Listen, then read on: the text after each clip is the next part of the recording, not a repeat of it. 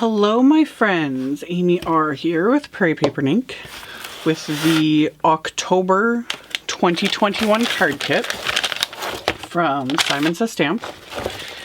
These kits are sent to me every month because I design for Simon, and this is part of the monthly kit subscription. You can get the kit individually, you can do the monthly subscription, you can buy items individually, all the things, which I will link to below the video, as I always do.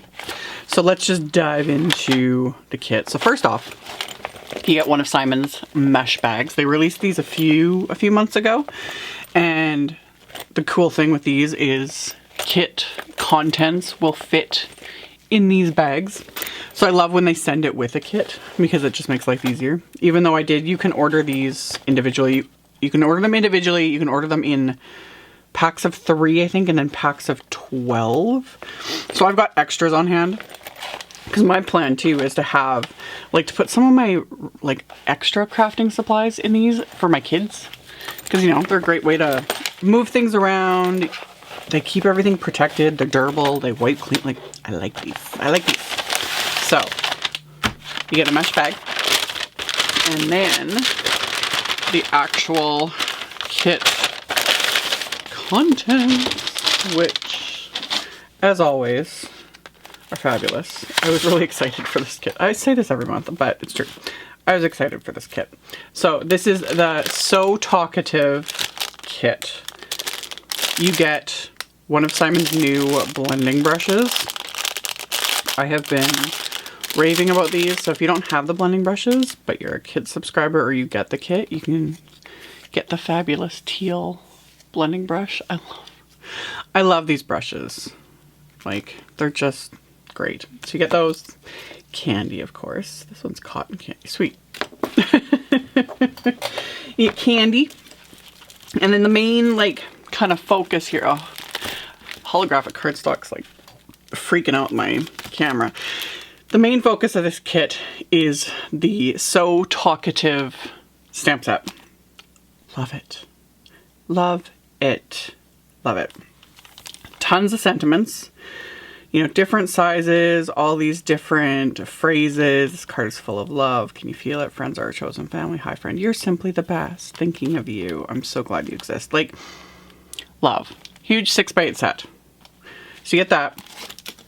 There's this great Talk Bubbles stencil, which obviously coordinates perfectly with these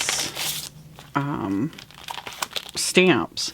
So you've got the Talk Bubble stencil, so you can use that, do ink blending, and then stamp your sentiment.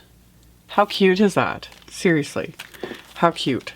There is a Talk Bubbles Wafer die set that was released. I saw that. It's not part of the kit. It's a separate purchase. And I was like, oh, I need to get that. So there's other options, and I'll link to that as well. So you get the stencil, the stamp set, 3D embossing folder. This is the Kaleidoscope 3D embossing folder. Love. Love. I'm loving all these embossing folders that Simon's been coming out with. And this one this will be great for Christmas cards too. Love it. So you get that. You get the Friend Outline Wafer die. This kit is packed with stuff. So yeah, you get the Friend Outline Wafer die. So you've got the word, the outline of the letters, so you can inlay a different color or use just the outlines. Love. Love. I'm going to go over the cardstock so I can move it off camera. You get a sheet of Simon's holograph. Look at this. It's so trippy. I love the holographic cardstock. So you get a sheet of that. And then you get 2 sheets of Neenah 110-pound solar white cardstock, because then you can do the ink blending, all that fun stuff with the stencil. So yeah, let's just stick that under there so it's not freaking out my camera. Same with this. You get envelopes, a hollow envelope as well, which again, trippy, love. So you get envelopes.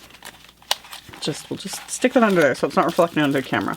You get 3 sheets of Suzy Plantamira's printed designs. These are printed onto distress watercolor paper, like onto the smooth side. So you can watercolor these, you can Copic color these, color pencils. Yeah, they're just cute, you know? So you can, and then trim it out, stick it on a card. It's just fabulous. And then last but certainly not least, you get an entire pack of Simon's Assorted card friends. So this is Simon's cardstock, which I've shown in a bajillion videos because it's one of my favorites. So you get this pack of card friends. There's 32 sheets in here. Like, you get all the colors of the rainbow. How fabulous is this? Ooh, there's one hiding behind there. Like, how fabulous is this? So this is a nice way too to have like all the colors at a glance. You know what I mean? Like, there's just so much. It just doesn't stop. Peacock, one of my faves. Audrey Blue, Sea Glass, Royal Purple. Yeah. So you get an entire pack with all Fog, Smoke, Slate Gray. 3 more of my favorites. Dark Chocolate, Black. Like, tons. It's awesome. Seriously. Like, love it. Love it. I should like die cut these with one of my tag wafer dies. Just so I've got a little swatch ring. Don't really need it because I pretty much know all the colors like by heart, just, you know, by glance. But there's something pretty about like a rainbow swatch ring. You know, you just hang it up. So anywho, that is the October 2021 card kit. Fabulous. Like I said at the beginning, I'll link to the kit, the subscription, you know, all the things like I always do. I'm not sure yet what I'm going to make.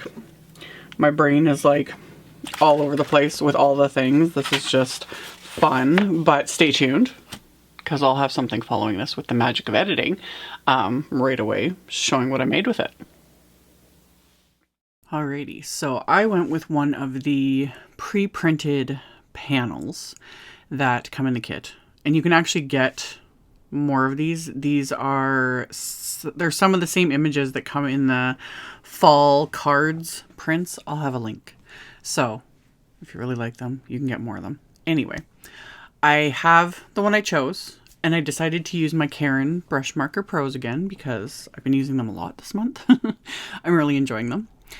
And in talking about how these markers, and a lot of watercolor markers really, are very finicky depending on the paper you're using. So in other videos I've shown, I really like the Strathmore watercolor paper. With these markers, you know, I color direct with the markers, it moves, it's wonderful. Now, with these, like these pre-printed panels, these are on distress watercolor paper. Caran Brush Marker Pros are not happy with distress watercolor paper. As in, if you color directly with the marker onto distress watercolor paper, you're not going to get much movement. Like the markers just like immediately soak into the paper and then they don't move. You know, you've got those harsh lines, etc. So the way around that, whether it's this paper or you're just, or whatever watercolor markers you're using, if you find that when you apply them directly with the marker and then they don't want to move, use them in this way. So scribble them onto a palette or just some non-porous surface and then pick up the color with either a wet paintbrush or a water brush like this, and you're good to go. And you can go along and do your coloring and it's fine. I think it's just the additional, like the added water that just helps things move a bit better. So this is kind of my like better to be safe than sorry type method because this pretty much works with everything. And this also works with if you want to smush your ink pads. You know, I've shown that in a million videos over the years. You know, smushing my water-based ink pads, my distress inks, etc. on a palette, picking it up with a water brush, and painting them. So it totally works. So I just went along and painted this entire little panel using just a variety. again, I didn't keep track of the markers I used. I was literally grabbing markers at random, scribbling them onto my palette, and I'm also like mixing colors just because. When you get a nice fall palette going, and especially when you've got like leaf images and all these sorts of things, like I'm mixing browns and greens and reds and, you know, oranges and yellows and all the things, like just having fun with it. And with the little apples, I kind of colored them like Macintosh apples, even though honestly Macintosh apples are one of my least favorite types of apples. We're kind of apple snobs around here. So, but I like the look of them. So I add my little bit of green, you know, and then just kind of paint around the red and try not to mix them too much because green and red mixed together just turn brown and you don't really want your apples looking all like bruised and gross. So I just kept going along and painting everything. So I did like all the pumpkins and the little gourds and apples and all that first, and then started painting the leaves. And with the leaves, I had fun. I used all the colors on the leaves. I pulled in some purple, and I've got the red and the greens and the browns and the orange, like all of them, all the colors. Like, I think that's just why, like, fall type decor, fall cards, fall things are just appealing. It's the color. You know, there's so much color, and I love it. So I kept painting with all the things. Later on off camera, I do end up painting the ground area. I'm going to fussy cut this because I want to use different sentiments. I want to use the embossing folder, things like that. So I'm going to fussy cut around like the top perimeter of this panel. Quick and easy, nothing too fancy.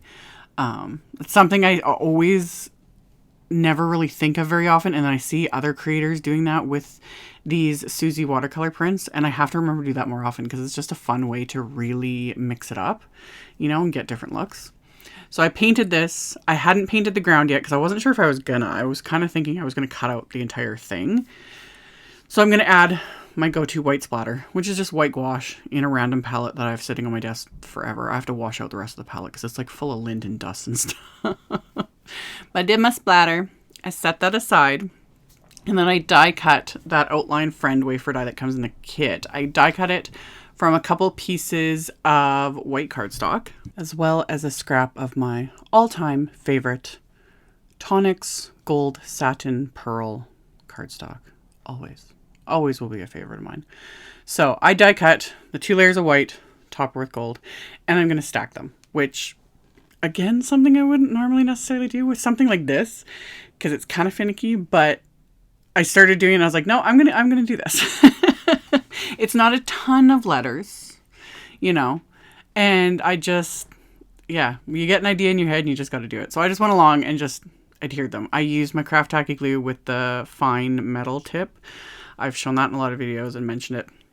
I have 1 bottle for regular adhering and then 1 bottle with that fine metal tip applicator that I just screwed onto it.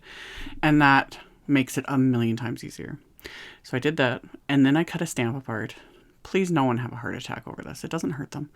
I wanted this stamp all on one line, and it's just a million times easier to just cut it apart. Because the next time I go to use it, if I want it the way it was designed, I can just butt those 2 pieces up against each other, and it'll stamp just like normal. So I just cut right down the middle, trimmed off a little tiny bit off the one end, just so that they fit nicely together as if they were designed this way. And then I'm using some of that royal purple cardstock. And I lined everything up. And then I'm going to stamp it with clear embossing ink. And then coat this with some detail white embossing powder. And then melt that with my heat tool.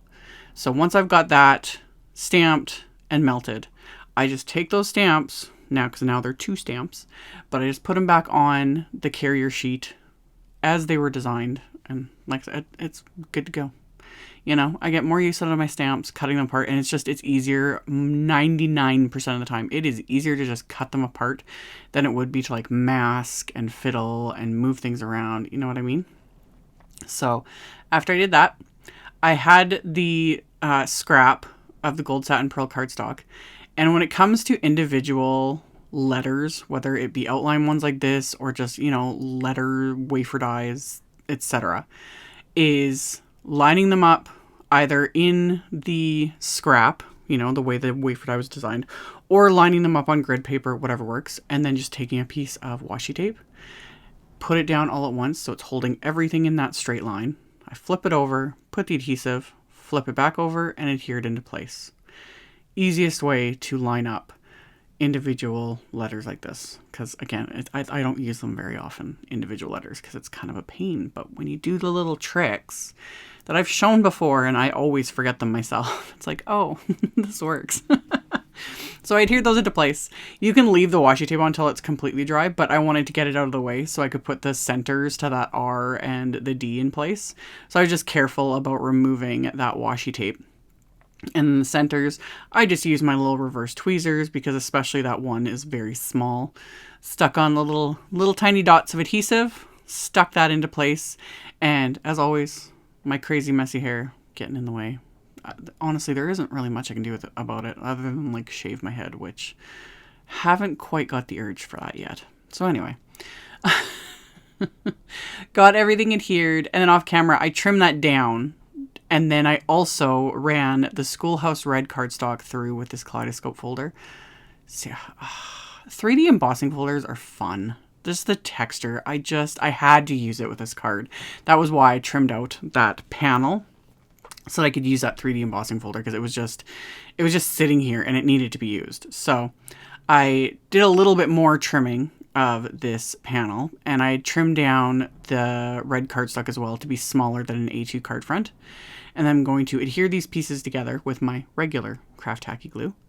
So get that into place, and then I'll adhere the sentiment, and then I'm just going to stick my Misty right on top of it, because I'm adhering to something so textured. You just want a bit of pressure just to hold everything in place so that the glue can, you know, grip and adhere, and then we're good to go. And then I'm going to add more splatter. There's never enough. There's never enough splatter, ever. So I pulled out my Gonzai Tombi Starry Colors, and I'm just using the yellow gold.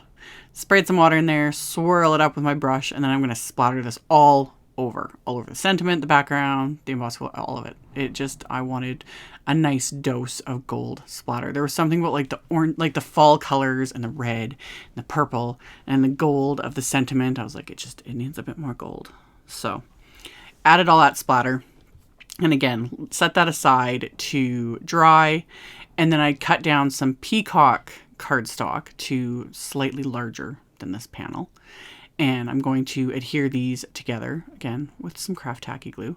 So this will just kind of mat and frame this main little image. And then my card base is just one of Simon's 120-pound smooth white top folding A2 cards. And I put that in my Misty, and I grabbed another sentiment from the So Talkative set. And I'm going to ink that up with Wilted Violet Distress Oxide ink, just to pull in some more of that purple. And then once that was stamped, I'm going to adhere the card front to the card base, and I'm going to pair this with that metallic orange peel envelope that comes in the kit. So I've got like all the fall colors going on. So yeah, that finishes off this card. It was a lot of fun. Just the splatter and the watercolor and the 3D embossing folder and the stack sentiment, all the things. I really enjoyed making this. So I hope you guys enjoyed this video. Like I mentioned earlier, I will have a link below the video to my blog post. I'll link to the kit and the subscription, all the supplies I used, everything available individually, etc., etc. It's all in the description box below if you guys are interested. Thank you all so much for watching, subscribing, thumbs upping, commenting. I very much appreciate it. And I will be back very soon with another video. Bye!